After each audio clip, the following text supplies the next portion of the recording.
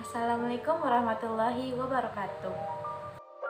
Baiklah, saya di sini akan mempresentasikan rencana pelaksanaan pembelajaran atau RPP yang merupakan tugas akhir saya, yaitu dengan mata kuliah kajian pengembangan kurikulum IPA dengan dosen pengampu Bu Monika Primasari MPD. Dan perkenalkan, nama saya Egil Rahman dengan NIM 20231108 dari kelas Pendidikan IPA D, jurusan Pendidikan IPA dari Fakultas Matematika dan Ilmu Pengetahuan Alam Universitas Negeri Padang. Nah, alokasi waktu ada 5 pertemuan dikali 12 jam pertemuan dan 40 menit. Nah, ada 5 pertemuan. Yang pertemuan pertama komponen darah dengan alokasi waktu 3 JP. Yang kedua, organ peran darah dengan alokasi waktu 3 JP. Dan pertemuan ketiga, jenis peran darah dengan alokasi waktu 2 JP. Dan pertemuan keempat, penyakit pada peran darah dan upaya menjaga kesehatan pada peran darah dengan alokasi waktu 2 JP. Dan pertemuan yang terakhir adalah pertemuan 5 adalah ulangan harian dari materi-materi yang telah dibahas sebelumnya dengan alokasi waktu 2 JP. Kompetensi dasar pada sistem peredaran darah pada manusia ada 2 KD. Yang pertama, KD 37, yaitu menganalisis sistem peredaran darah pada manusia dan memahami gangguan pada sistem peredaran darah serta upaya menjaga kesehatan sistem peredaran manusia. Yang kedua, KD 47 menyajikan hasil percobaan pengaruh aktivitas atau jenis intensitas atau durasi pada frekuensi denyut jantung. Nah, materi pembelajaran ada 5 pertemuan. Yang pertama, komponen darah. Yang kedua, organ peredaran darah. Yang ketiga, pejenis peredaran darah. Yang keempat, penyakit pada peredaran darah dan upaya menjaga kesehatan sistem peredaran darah manusia. Dan yang kelima adalah ulangan harian. Metode pembelajaran untuk setiap pertemuan. Yang pertama, pendekatan. Nah, pendekatan ini saya mengambil saintifik, yaitu siswa dapat memahami, mencoba, menanyakan, dan mengamati. Metode pada pembelajaran ini yaitu berdiskusi dan observasi. Selanjutnya model, yaitu model yang saya ambil adalah connected. Media pembelajaran ada 2, yaitu media dan alat atau bahan. Nah, yang media ada 3, yaitu gambar, lembar kerja siswa, dan lembar penilaian. Terus alat atau bahan, yang pertama penggaris, spidol, papan tulis, dan yang kedua laptop dan infocus, dan yang ketiga slide presentasi atau PPT.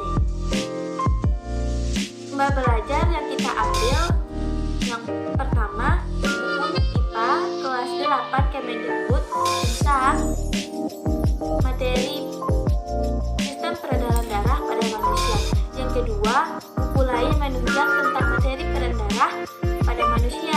Yang ketiga, multimedia, interaksi, dan internet untuk materi sistem peredaran darah pada manusia. Pertemuan 1 yaitu dengan indikator menjelaskan pengertian dan fungsi sistem peredaran darah pada manusia. Dan yang kedua, mengetahui komponen darah dengan tujuan pertama, peserta didik dapat mengetahui komponen darah. Yang kedua, peserta didik dapat menjelaskan dan menyebutkan komponen darah. Temuan yang kedua, dengan indikator menjelaskan fungsi organ peredaran darah. Dengan tujuan, peserta didik dapat mengetahui fungsi peredaran darah pada manusia. Pertemuan yang ketiga, dengan indikator pembelajaran. Pertama, siswa dapat menyebutkan jenis peredaran darah pada manusia dengan tujuan pembelajaran, yaitu yang pertama, peserta didik dapat mengetahui jenis peredaran darah pada manusia. Yang kedua, peserta didik dapat menyebutkan jenis peredaran darah pada manusia. Dan pertemuan yang keempat adalah dengan indikator, siswa dapat mengidentifikasi contoh penyakit berhubungan dengan peredaran darah pada manusia. Yang kedua, menyebutkan upaya menjaga kesehatan sistem peredaran darah pada manusia. Dengan tujuan pembelajaran, yang pertama, peserta didik dapat mengetahui penyakit peredaran darah pada manusia. Yang kedua, peserta didik dapat menyebutkan upaya menjaga kesehatan sistem peredaran darah pada manusia. Yang pertemuan terakhir yaitu pertemuan 5, yaitu dengan ulangan harian. Ulangan harian ini kita akan membahas atau menguji siswa untuk mengingat kembali materi-materi yang telah kita bahas yang bersangkutan dengan sistem peredaran darah pada manusia. KD47 yaitu menyajikan hasil percobaan pengaruh aktivitas, jenis intensitas, atau durasi pada frekuensi denyut jantung dengan indikator yang pertama, membuat hasil laporan pengamatan tentang pengaruh aktivitas, jenis, intensitas, durasi dengan frekuensi denyut jantung. Yang kedua, mempresentasikan hasil analisis, hasil mengenal faktor yang mempengaruhi frekuensi denyut jantung dengan tujuan pembelajaran, yaitu peserta didik dapat mempraktekkan dan membuat laporan pengamatan yang telah dipraktekkan. Aktivitas pembelajaran yang terdiri dari kegiatan pendahuluan. Nah, aktivitas pendahuluan ini ada beberapa bagian, yaitu orientasi, absorpsi, motivasi, dan pemberian acuan. Yang pertama ini orientasi. Orientasi ini terdiri dari salam. Contohnya, Assalamualaikum anak-anak semua, atau selamat pagi atau selamat siang untuk anak-anak semuanya. Yang kedua, berdoa. Nah, sebelum memulai pembelajaran kita pada hari ini, marilah kita berdoa terlebih dahulu kepada ketua kelas. Silakan memimpin doanya. Yang ketiga, menanyakan kabar, yaitu contohnya Kaifa haluk, atau apa kabar anak-anak semuanya. Nah, yang kedua, absorpsi, yaitu mengajukan pertanyaan yang berhubungan dengan materi.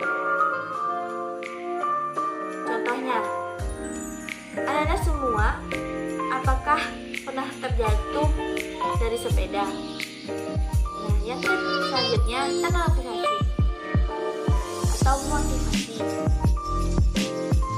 Jadi, pada pertemuan ini kita akan membahas mengenal sistem peredaran darah pada manusia.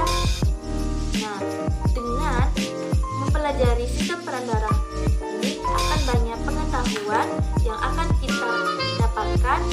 Salah satunya kita akan mengetahui kenapa luka tersebut tidak mengeluarkan darah lagi. Nah, selanjutnya pemberian acuan. Nah, pemberian acuan ini yaitu memberikan materi dan tujuan. Contohnya, adapun materi yang akan kita bahas pada pertemuan ini yaitu mengenal darah dan komponen darah. Dan tujuan pembelajaran kita hari ini yaitu siswa dapat menjelaskan pengertian dan fungsi sistem peran darah serta dapat menjelaskan komponen darah. Aktivitas pembelajaran selanjutnya yaitu kegiatan inti. Nah, kegiatan inti ini terdiri dari kegiatan literasi, critical thinking, collaboration, communication. Nah, yang pertama ini kegiatan literasi yang terdiri dari literasi, mengamati, membaca, menulis, mendengarkan. Nah, yang kedua, critical thinking yaitu mengajukan pertanyaan. Yang ketiga, collaboration yaitu mendiskusikan dan mengumpulkan informasi. Yang keempat, yaitu communication yaitu menyampaikan hasil dan mengemukakan pendapat. Aktivitas pembelajaran selanjutnya yaitu kegiatan penutup. Nah, kegiatan penutup ini adalah yang terakhir, yang terdiri dari review pembelajaran dan yang kedua mendengarkan arahan guru. Nah, review pembelajaran ini terdiri dari memberikan pertanyaan dan mengulang materi yang dipelajari pada pertemuan tersebut. Yang kedua, mendengarkan arahan guru. Yang pertama, mengumpulkan hasil diskusi. Yang kedua, mendengarkan penghargaan atau memberikan penghargaan. Yang ketiga, memberitahukan materi selanjutnya. Penilaian. Nah, penilaian yang akan saya nilai yaitu sikap. Nah, sikap yang akan saya nilai atau saya ambil dari jurnal dan lembaran penilaian diri. Nah, selanjutnya itu pengetahuan. Nah, pengetahuan ini saya ambil dari ulangan harian yang telah kita pelajari sebelumnya. Dan ketiga, keterampilan. Keterampilan ini terdiri penilaian diskusi. Nah, diskusi ini yang telah kita bagikan kelompok, terus kita akan menilai kekompakan kelompok, terus kerjasama kelompok dan berdiskusi terhadap kelompok.